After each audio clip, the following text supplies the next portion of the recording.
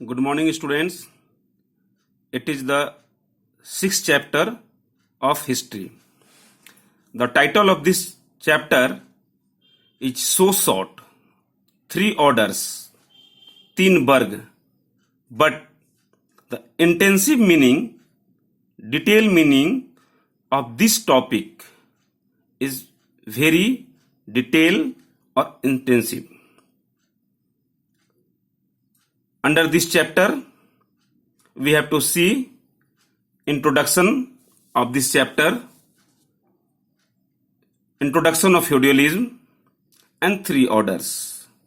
Under 3 orders, there are 3 categories. Number 1, padri, priest, bishop, or representative of church. Another was abhijat, noble, nobility, elite classes, and third one, peasant, farmers, and common people. Basically, this chapter deals the history of Europe between 9th century to 16th century. इतिहास का यह छठा chapter है जिसका शीर्षक 3 वर्ग है. नाम बहुत शॉर्ट है लेकिन इसका मीनिंग काफी विस्तृत है जिसको हम लोग विस्तृत पढ़ेंगे. इसमें सिर्फ पहले पढ़ेंगे हम लोग परिचय, सामंतवाद जिसको इंग्लिश में फ्यूडलिज्म बोलते हैं, इसका उदय, और इसके अंदर 3 वर्ग क्या क्या है. तो पहला चीज है कि ये चैप्टर यूरोप का इतिहास से संबंधित है. यूरोप के इतिहास जो मेडियावल पीरियड का इतिहास था, मध्यकाल का इतिहास है, 9 to 16 सेंचुरी के बीच का इतिहास है. उस समय वहां की तत्कालीन परिस्थितियां और contemporary situation, condition, society, social, economical, political situation, इस सब के बारे में जानना है. इसी समय एक नए वर्ग का उदय होता है जिसको सामंतवाद या फ्यूडलिस्टिक सोसाइटी कहते हैं. यह व्यवस्था आज की जमींदारी व्यवस्था के लगभग सामान्य था. इसी व्यवस्था के रिएक्शन में बाद में 14-16 सेंचुरी में यूरोप के में ही पुनर्जागरण रिनासा डेवलप होता है जो इंडस्ट्रियल रेवोल्यूशन, औद्योगिक क्रांति का रास्ता खोलता है. अब क्या पढ़ना है इस चैप्टर में? तो इस चैप्टर में है कि 9वीं से 16वीं शताब्दी तक में पश्चिमी यूरोप में जो सामाजिक, आर्थिक, राजनीतिक बदलाव हुए उसके बारे में पढ़ना है. The social, economical and political changes that occurred in western Europe during the period of 9th to 16th century. Feudalism was the most important system of this period. इस काल में फ्यूडलिज्म एक महत्वपूर्ण समाज का अंग बन गया जिसके बारे में हम लोगों को पढ़ना है. अब सामंतवाद किसे कहते हैं इसके बारे में जाने हम लोग. तो सामंतवाद जो है अंग्रेजी का फ्यूडलिज्म शब्द से बना है. इस शब्द की उत्पत्ति जर्मन वर्ड फ्यूड से बना है जिसका अर्थ होता है भूमि का टुकड़ा. The term feudalism has been derived from the German word feud means a piece of land. Feudalism basically वैसे समाज को इंगित करता है जो जमीन के ऊपर नियंत्रण करके समाज को नियंत्रित करते हैं. जमीन पर आधारित जो समाज विकसित हुई उसको हम लोग सामंतवाद या फ्यूडलिज्म कहते हैं. आप भारत के संदर्भ में कहें तो इसको राजा महाराजाओं का शासन या जमींदारों की शासन व्यवस्था कहते हैं जिसमें मुट्ठी भर लोग अधिकतर समाज को शासित करते हैं, शासन करते हैं, जिसमें आम लोगों का अधिकार बहुत कम होता है क्योंकि उनके पास न घर है न कमाने का कोई साधन है और जो भी संपत्ति होती है वो कुछ लोगों के, मुट्ठी भर लोगों के हाथ में होती है. कुछ ऐसा ही सिचुएशन, ऐसा ही समाज का उत्पत्ति पश्चिमी यूरोप में उस पीरियड में हुई थी.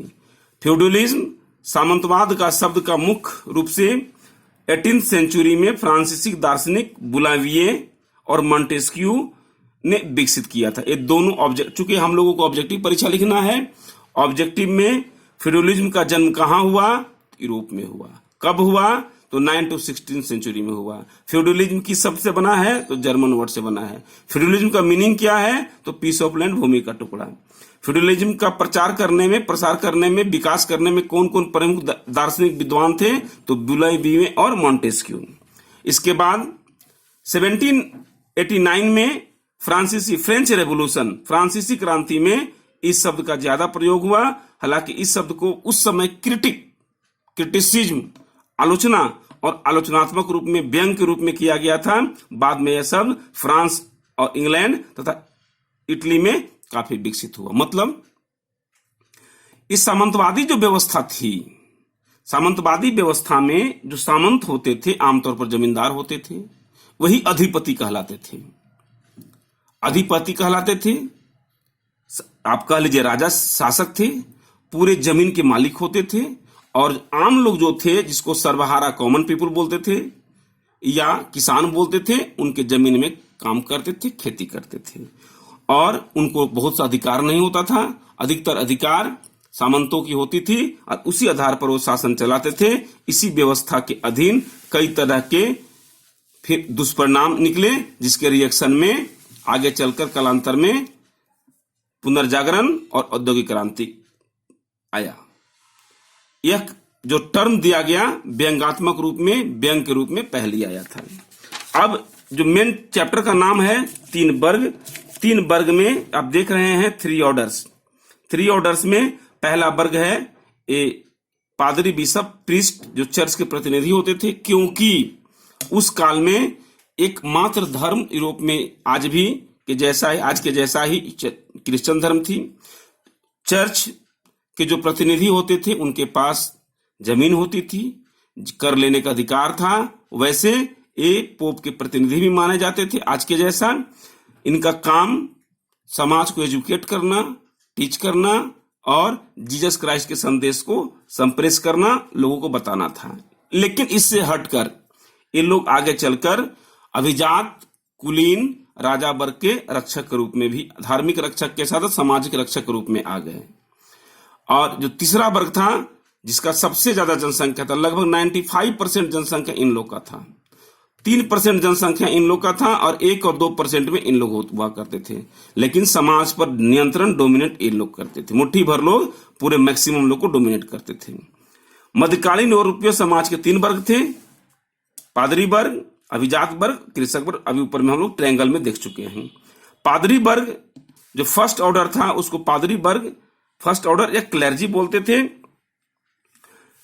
प्रथम वर्ग के अंतर्गत आते थे। चर्च के प्रतिनिधि होते थे। चर्च उस समय एक शक्तिशाली संस्था थी जो राजा के ऊपर निर्भर नहीं था, बल्कि खुद उस टैक्स वसूलता था। उसके द्वारा वसूले गया टैक्स का नाम टीथ है, TIH, टीथ। एक प्रश्न पूछा हुआ है। और उस समय यूरोप में ईसाई समाज का ये मार्गदर्शन करते थे। The priest come under the first order in mid European society. Church was the most powerful institution during that period. It did not depend on the king. Bishop and clergies used to guide the Christian society of the Europe. अब होता क्या है, ये राजा द्वारा church को विशाल भूमि दी जाती थी, जिससे इनको टैक्स प्राप्त होता था। इस प्रकार चर्च एक अधिपति, लॉर्ड के रूप में विकसित हुआ और उसको एक प्रकार का टैक्स वसूलने का अधिकार मिला। पोप, जिसको लैटिन भाषा में पापा कहते हैं, पिता कहते हैं, चर्च तथा धर्म के अध्यक्ष होते थे, आज भी हैं, जो रोम में निवास करते थे। ईसाई जगत में पोप का पद सर्वोच्च माना जाता था तथा पृथ्वी पर ईसा मसीह के प्रतिनिधि के रूप में माना जाता था। कालांतर में चर्च काफी शक्तिशाली संस्था में विकसित हुआ। Pope, it is the Latin term which means papa, father, was the head of the western church. He lived in Rome. Designation of Pope was the highest in the Christianhood, and Pope was regarded as the religious head of the Christian all over the world today also. इस प्रकार दूसरा दूसरा वर्ग के रूप में अभिजात वर्ग कुलीन और सेकेंड जिसको नोबिलिटी बोलते हैं का नंबर आता है। ये मध्यकालीन यूरोपीय समाज के सर्वाधिक महत्वपूर्ण स्थान रखता है। भूमि पर नियंत्रण कायम होने के कारण ही इनको अभिजात कुलीन वर्ग कहते हैं। अभिजात वर्ग राजा को अपने सेनियोर का मतलब होता है रोटी देने वाला, ये भी एक वर्ड है जो क्वेश्चन पूछता है ऑब्जेक्टिव में, कहा जाता है। और अभिजातों का एक प्रमुख अंग था जिसको वैसलेज प्रथा बोलते हैं। ये एक प्रकार का मेन जो सामंतवादी समाज का रक्षक, ये दूसरा वर्ग हुआ, अभिजात वर्ग हुआ जिसको राजा बोला गया। तीसरा वर्ग में स्वतंत्र किसान होते थे। किसान सर्वाधिक जनसंख्या होती थी। जमींदारों के जमीन में, अभिजातों के जमीन में खेती करती थी और उनको बल्कि उल्टे उनको पेट भरने का काम करती थी। पहले के दोनों वर्ग का सेवा करते थे, भरण पोषण करने का काम तीसरा वर्ग करता था। दो प्रकार के किसान होते थे। स्वतंत्र किसान जिनकी कुछ अपनी जमीन होती थी, मुख्यतः ये बड़े लोग होते थे। कृषि दास सर्व जिसकी संख्या उसमें भी ज्यादा था। इसका मतलब टू सर्व मतलब सेवा करना। बंधुआ मजदूर और बाउंडेड लेबर जो टर्म है उसका विकास इसी समय से होता है। इंपॉर्टेंट फैक्ट में रूप में जो हमें आता है, हम लोग को यहां सिर्फ और सिर्फ ऑब्जेक्टिव एमसीक्यू क्वेश्चन देखना है, लंबी कहानी लिखना नहीं है। तो पहला है सामंतों के घर को क्या बोलते थे, तो मेनर। सामंतों की छोटी इकाई क्या है, तो स्मॉल यूनिट ऑफ फ्यूडलिज्म क्या है। पुरुष भिक्षु, मेल भिक्षु को मोंक कहते थे। कृषकों तथा द्वारा चर्च को जो फसल का 1/10 टैक्स होता था, तो क्या कहते थे, उसको टीथ बोलते थे। अभी चर्चा कर चुके हैं, इंपॉर्टेंट है। सामंतवादी अर्थव्यवस्था कैसा था, तो सिर्फ जीवन निर्वाह का था, सस्टेनेबल था, लाइवलीहुड के लिए था, सब्सटेंस के लिए था। पवित्र रोमन साम्राज्य का पहला सम्राट कौन था, वो व्यक्ति बहुत फेमस हुआ, म्यूजिशियन संगीतज्ञ था, उसका नाम था अवेसलटिस डंग्यूज। इसके बाद अभिजात वर्गों का घर को क्या बोलते थे, तो मेनर बोलते थे। भिक्षुक बनने वाली स्त्री को नन कहते थे। मध्यकाल में चर्च की स्थिति क्या थी, तो मोस्ट पावरफुल थी। चर्चों द्वारा, अदालतों द्वारा बनाया गया कानून कैनन लॉ के नाम जाना जाता था, बहुत फेमस था। जागीर जमीन को 5 बोलते थे। इस प्रकार यूरोपीय समाज में सामंतवादी व्यवस्था एक प्रमुख आया और इसको बनाने में जो पहला जो सम्राट हुआ, वो जो एक बहुत बड़ा संगीतज्ञ म्यूजिशियन था, अवेसल्स हिल्डगार्ड प्रमुख था। इसको नाम तोड़कर हम लोग पढ़ते हैं। और इस प्रकार यूरोपीय सोसाइटी में सामंतवादी व्यवस्था एक प्रमुख अंग बना, आगे चलकर बहुत दिन तक समाज में रहा। हालांकि इस किसी भी समाज के लिए, सभ्य समाज के लिए इस एक प्रक्रिया अच्छा नहीं मानी जाती है। कालांतर में इसी के रिएक्शन में पुनर्जागरण रीनाशा का जन्म आता है, जो नेक्स्ट चैप्टर का पार्ट है। आज के लिए इतना ही। Thank you.